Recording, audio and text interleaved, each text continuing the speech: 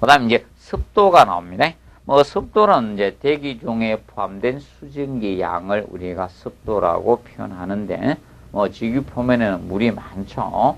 바다가 넓기 때문에. 그리고 뭐 육지 내에도 강, 호수 이런 게 많기 때문에 대략 뭐 3분의 2 정도가 물이 차지하죠. 뭐 인간도 한 70%가 물이라니까.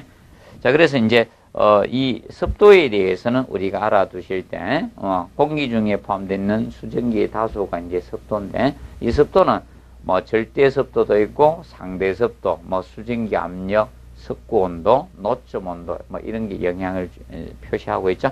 그러면 일반적으로 일기예보에서 발표하는 아나운서들이 오늘의 습도 몇 프로입니다. 이것은 상대 습도를 이야기합니다. 그래서 인간이 느끼는 것은 상대 습도를 느낍니다. 절대 습도를 느끼는 것은 아니에요. 그리고 그 대표적인 이제 노점 온도는 이슬로 짜죠. 이슬이 맺히기 시작한 온도가 노점 온도죠. 그러면 다습하기 때문에 노점이 생기는 거죠. 노점 온도하고 관련된 것이 결로입니다. 결로. 우리 생활을 하다 보면 이 결로가 많이 발생하죠. 그래서 이 결로하고 노점 온도 연계가 있는 겁니다. 그러면 습도가 높아지면 노점 온도가 높게 형성되거든요. 그래서 일반적으로 집에서 결로가 생기는 분들은 게을러가지고 환기를 안 해서 보통 생긴다고 보시면 됩니다. 그래서 환기를 자주 하는 집은 곰팡이가 피지 않지만 환기를 안 한 분들은 거의 곰팡이 피죠. 그래서 이게 습도의 영향을 우리가 주는 겁니다. 자, 그래서 여기 보시면 이제 그래서 거기 클라이모 그래프라고 나오죠. 4번에 15페이지. 클라이모 그래프는 가로축에 자 습도고 세로축의 온도죠. 그래서 세로축에는 온도를 나타냈고요.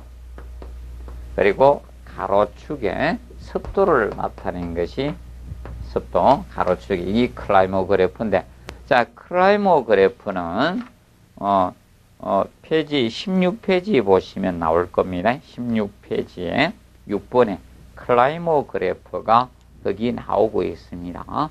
그러면 거기 보면 서울, 부산, 제주의 클라이모 그래프를 보면 우리나라의 대충 이런 형태가 되죠. 자, 여름철은 어떤 형태를 나타내는가? 여기 이렇게 나타내놨죠? 제가 책을 보고 제가 그리면 정확하지 않기 때문에 자, 그 책을 보면서 보통 이겁니다. 우리나라의 여름철은 고온 다습하죠. 온도가 높아지면서 다습합니다. 대표적으로 어떤 지역과 관계없이. 근데 겨울철을 보시면 온도가 떨어지면서 좋은 저습, 습도가 떨어지는 걸 느꼈을 겁니다. 좋은 저습을 한 형태가 됩니다. 이런 형태로 우리가 등장이 됩니다. 근데 이 습도는 겨울마다 약간의 차이는 있습니다. 우리나라에서 습도가 높은 지역은 대표적으로 어딘가 하면 이 겨울철에 습도가 높게 나타나는 것은 개마고원이죠. 북한에 저기 중강진 있죠. 개마고원 그쪽이 습도가 높게 나타나요. 보통 우리나라 여름철에 습도가 높게 나타나는 것은 일반적으로 저 동해안 쪽 이런 데가 습도가 굉장히 높게 나타납니다. 그래서 동해안 쪽에 폭우가 굉장히 많이 오는 이유도 그겁니다. 그래서 이렇게 나타내는데 거기에서 이제 그린 클라이모 그래프는 항상 기울진 좌우제 온도가 세로축이에요. 가로축의 습도를 나타내는 게 클라이모 그래프입니다. 클라이모 그래프를 보면 서울하고 제주의 특성을 여러분들이 비교하시면 제주는 그걸 보면 겨울에 온도가 저온이 덜 떨어지죠. 0도 위에 있으니까요. 그런데 습도는 더 떨어지죠. 그러면 지금 현재 이 서울하고 제주를 비교했을 때 이겁니다. 자, 이 서울의 경우는 습도는 제주보다는 습도는 덜 떨어집니다. 60% 이상이 되죠. 60 한 2, 3% 정도 되죠. 근데 그 정도 되는데 제주는 습도가 50% 이하로 하야한다는 거예요. 그런데 제주의 경우는 습도는 어느 정도 많이 떨어지면서 온도는 적게 떨어지는 형태가 되는데 서울의 경우는 어떤 형태를 갖는다? 온도가 많이 떨어져요. 뭐 영하 많이 떨어지고 있죠. 이건 평균 낸 거고요. 근데 최근에 온도는 더 떨어지고 있죠. 서울의 경우 영하 뭐 15도, 18도까지도 떨어지고 있는데 그래서 그걸 나타낸 겁니다. 그래서 서울은 습도는 적게 떨어지지만 온도가 많이 하강하는 것을 우리가 알 수가 있을 겁니다. 제주는 온도는 적게 떨어지는데 습도가 많이 떨어지는 것을 클라이모그래프로 알 수가 있습니다. 그래서 클라이모그래프는 명심하세요. 이걸 기준을 꼭 잡아주시면 된다. 가로축은 습도요. 세로축이 온도를 표시한 것이 습도와 온도의 관계를 나타낸 것이 클라이모그래프다 정도 정리해 두시기 바랍니다. 그리고 이제 바람에 대해서 해놨습니다. 바람.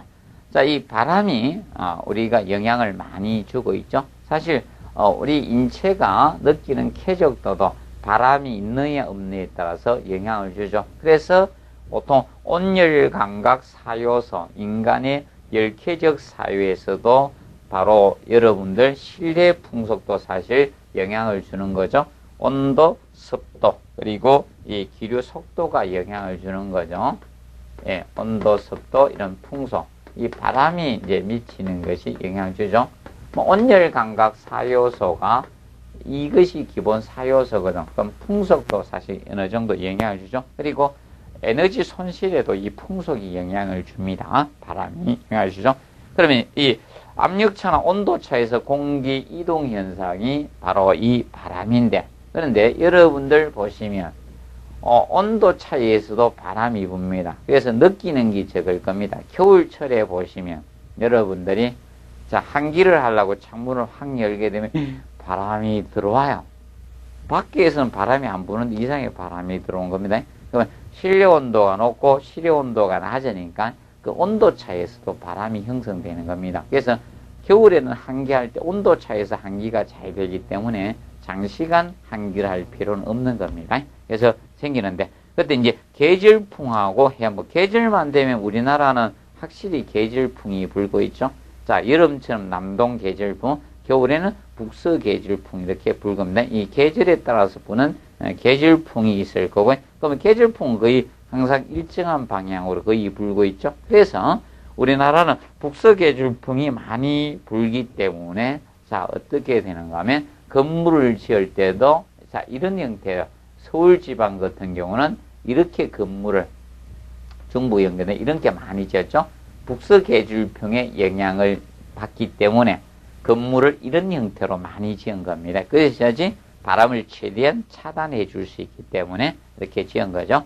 그리고 해안풍은 보통 이것이 해안풍이죠.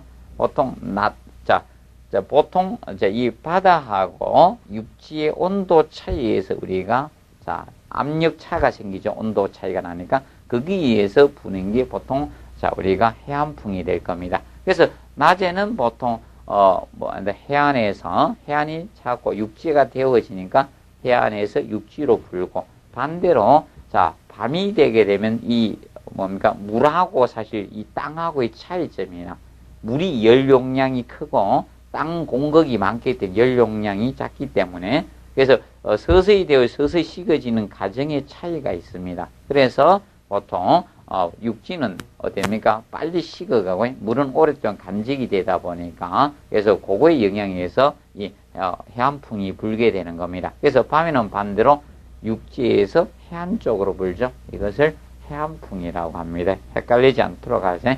낮에는 해안 쪽에서 육지로 불고 밤에가 육지에서 해안 쪽으로 불어오게 됩니다. 이것을 해안풍이라고 칭합니다. 그 다음에 이제 강수량적인 측면. 자, 강수량은 여러분들, 이것을 강수량이라고 하죠. 강수량은 이 두 가지를 합한 것이죠. 두 가지를 합한 것이 강수량이 되는데, 강우량과 이 강설량. 그래서 이 강우량하고 이 강설량. 이 두 가지를 합쳐서 강수량이죠. 비가 온 양하고 눈 온 양 두 가지 합쳐서 강수량이라고 칭합니다.